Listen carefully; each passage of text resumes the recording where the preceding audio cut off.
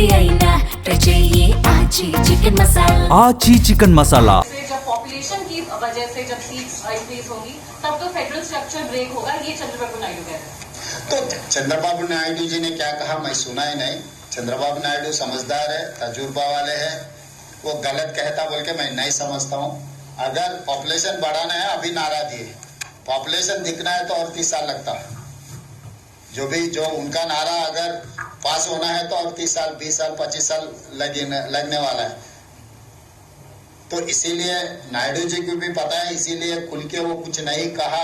मोदी जी जो कानून लाए उसके बारे में तो नायडू जी ने कुछ खुल के तो कुछ नहीं कहा। तो समझदार को इशारा काफी है, इससे ज्यादा मैं नहीं कह सकता हूँ। If you go by the 50 census, South will lose the seats. If you go by the 50% formula, South may get good seats. This is the. भाई देखो, कुछ भी झूठ बोलने के लिए भारतीय जनता पार्टी जो भी कोशिश कर रहा है वो कोशिश कामयाब नहीं होने वाला है। मैं पहले से एक ही कंपैरिजन बोल दिया कि केरला में आज 20 है, उत्तर प्रदेश में 80 है, दोनों के अंतर 60 है। कल 50% बढ़ा है तो केरला में 30 बन जाएंगे, उत्तर प्रदेश तो 120 बन जाएंगे, दोनों के अंतर 90। तो यहाँ सीधा सीधा परसेंटेज, अरे परसेंटेज वाजपेयी वोट परसेंटेज से आ रहा ना, ये वोट से हार गए। हर जगह में परसेंटेज ये नहीं होते। आपके पिताजी कुछ पैसे दिए, आपका ने 10 लाख है, आपके बड़े भाई का ने 1 करोड़ रुपए। मैं दोनों को 100% पूरा उनका जो भी हिस्सा है फिर दोबारा देने के लिए कोशिश की तो अब 10 लाख मिलने वाले, आप 20 लाख बन जाएंगे, उन तो 2 करोड़ हो जाएंगे। पिताजी तो बोल रहे हैं कि परसेंटेज सेम दे रहा हूं मैं 2 बेटों को, मगर आपका ने 10 लाख है, उनका ने करोड़ रुपए है। 10 लाख वाले को 10 लाख मिल गए, 1 करोड़ को दूसरे करोड़ मिल गए, तो 10 लाख वाले 20 लाख बन गए, 1 करोड़ वाले 2 करोड़ बन गए। तो परसेंटेज तो आपको सेम दिखता है, मगर एक्चुअल में तो फर्क अंतर बहुत ज्यादा है। तो ये परसेंटेज का ये भटकाने का चर्चा तो खत्म हो चुका है, इसके बारे में कोई चर्चा करने से कोई फायदा नहीं है। आगे क्या कार्रवाई करना है उसके बारे में चर्चा होना है। कम से कम अभी तो भी केंद्र सरकार ने विपक्षी दलों को पहले बुलाना है, राय लेना है। महिला आरक्षण लागू करने के लिए क्या क्या कार्रवाई करना है, चर्चा करने के बाद कंसेंसस बिल्ड करने के बाद आगे जाएंगे। इतना ही हमारे सुझाव है। ఈరోజు దేశ ప్రజలందరూ గత 3 రోజుల నుంచి దేశ రాజకీయాలలో జరుగుతున్న పరిణామాలు,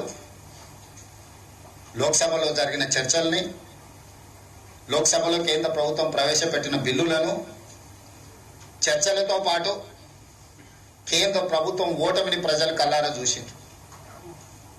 ఈ ఓటమి భారతీయ జనతా పార్టీ తెచ్చిన చట్టాల ఓటమిగా చూడాల్సిన అవసరం లేదు।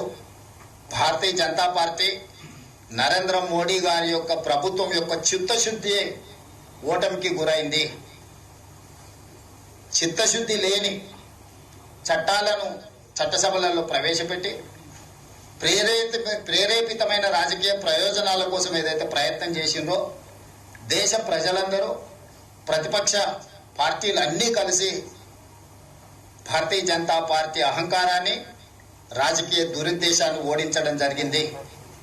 మహిళా రిజర్వేషన్ల ముసుగులో సీట్లను పెంచడం ద్వారా 553 సీట్లను 850 సీట్లకు పెంచడం ద్వారా వాళ్ళు ఏదైతే రాజ్యాంగాన్ని మార్చాలనుకుంటున్నారో, రిజర్వేషన్లను రద్దు చేయాలనుకుని 2024 ఎన్నికల సందర్భంగా 400 సీట్లు వస్తే 2/3 మెజార్టీతోని రాజ్యాంగాన్ని మార్చి రిజర్వేషన్లు రద్దు చేయాలన్న ఆలోచనను ప్రజలు గుర్తించి 2024 లోక్సభ ఎన్నికలలో భారతీయ జనతా పార్టీని ఓడించడం జరిగింది।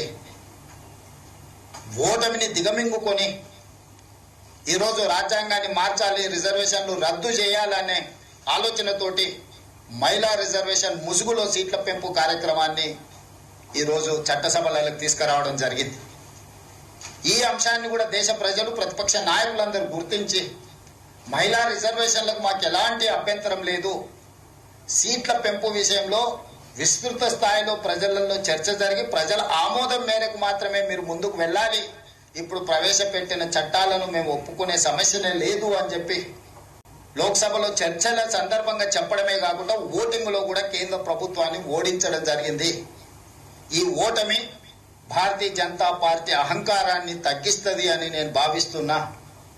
అదేవిధంగా ఇండియా కూటమి తరఫున, కాంగ్రెస్ పార్టీ తరఫున తెలంగాణ ముఖ్యమంత్రిగా కేంద్ర ప్రభుత్వానికి నేను సూచన చేస్తున్నా, మహిళా రిజర్వేషన్లను అమలు చేద్దాము తక్షణమే.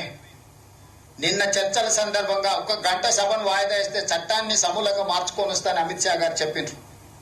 1 గంటలోనే చట్టాన్ని సవరించగలిగిన శక్తి సామర్థ్యాలు ఉన్నప్పుడు ఈరోజు శనివారము, రేపు ఆదివారం, సోమవారం రోజు తిరిగి సభలను ప్రారంభించి మహిళా రిజర్వేషన్లు అమలు చేయడానికి అవసరమైన చట్ట సవరణలతో మహిళా రిజర్వేషన్లను అమలు చేయడానికి చట్టాన్ని తీసుకురావాలని, ఆ చట్టానికి కాంగ్రెస్ పార్టీ సంపూర్ణంగా మద్దతు పలుకుతుంది.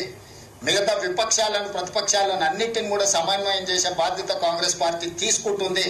ఎందుకంటే స్వతంత్రం వచ్చిన తర్వాత పురుషులతో పాటు మహిళలకు సమానంగా ఓటు హక్కు ఇచ్చింది కాంగ్రెస్ పార్టీ.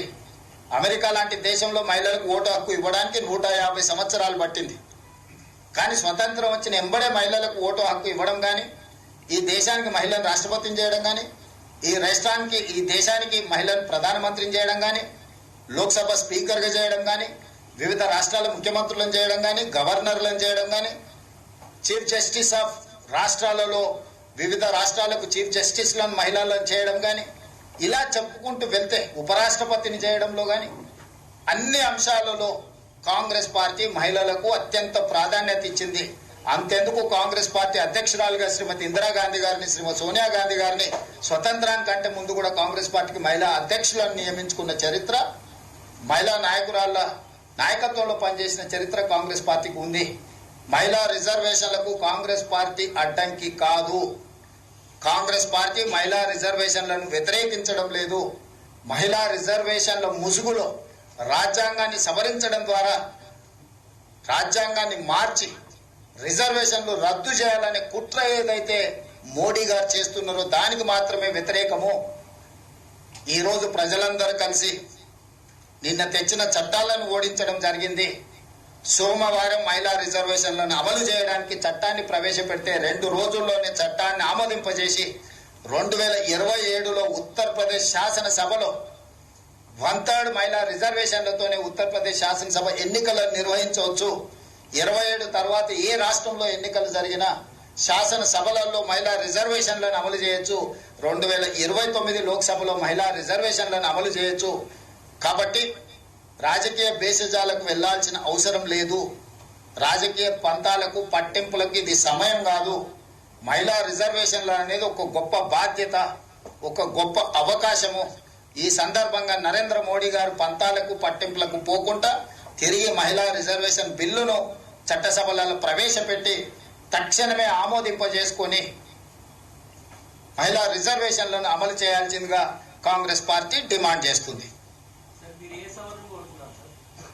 మేము ఏమి సవరణ, ఒకే ఒక్క అంశం, ఏకవాక్య తీర్మానం. 2023 నుంచి 543 లోక్సభ సీట్లలో, ప్రతి రాష్ట్రంలో ఉన్న శాసనసభ సీట్లలో 1/3 మహిళా రిజర్వేషన్లు అమలు చేయడానికి అవసరమైన సవరణలు ఏవైనా తీసుకురండి.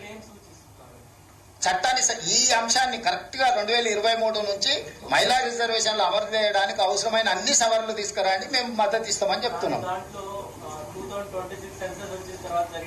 ఇంకా ఏమైనా చేయండి, 27 నుంచి ఇంకా ఏదైనా తీసేయండి. 2027 సంవత్సరం నుంచి ఉత్తరప్రదేశ్ శాసనసభ ఎన్నికల్లో కూడా మహిళా రిజర్వేషన్లు అమలు చేయడానికి చేయాల్సిన సవరణలన్నిటిని కూడా న్యాయ నిపుణులతో చర్చించి అన్ని సవరణలు చేసుకొని తీసుకురండి. ఇక వేరే ఏ బిల్లులు, ఏ ముసుగులు దొడుక్కొని రాకండి. ముసుగుతో వస్తే మేము గుర్తిస్తాము. ఇప్పుడు ఆయన ఎన్నుకున్న విధానాన్ని వ్యతిరేకిస్తున్నాం. సీట్ల పెంపు అనేది అంశమే కాదు, సీట్ల పెంపులో ఆయన ఎన్నుకున్న విధానాన్ని సంపూర్ణంగా వ్యతిరేకిస్తున్నాం. ఇది దేశంలో దక్షిణ భారతదేశం, ఉత్తర భారతదేశంలో అంతరాన్ని పెంచుతుంది. చిన్న రాష్ట్రాలు, పెద్ద రాష్ట్రాల మధ్యలో అంతరం పెంచుతుంది. ఇది దీర్ఘకాలికంగా దేశ సమైక్యతకే ప్రమాదకరంగా మారుతుంది. ఈ ప్రమాదాన్ని నిలువరించడం బాధ్యతగా, దేశ సమగ్రతను కాపాడడం మా బాధ్యతగా భావించి నిన్న చట్టసభలలో మోడీ గారు ప్రవేశపెట్టిన చట్టాలను ఓడించినము. ఇప్పుడు వాటి మీద ఇంకా చర్చ లేదు. ఇప్పుడు కేవలం మహిళా రిజర్వేషన్ అమలు ఎట్లా చేయాలో దాని మీదనే ముందుకు వెళ్దామనే మా సూచన. सेंसस हो जाएगा 26 का, उसके बाद डिलिमिटेशन की प्रक्रिया होगी, तो उसमें जनसंख्या के आधार पर अगर सीटें तय होंगी तो उस समय भी तो दक्षिण और उत्तर भारत के बीच में जो आप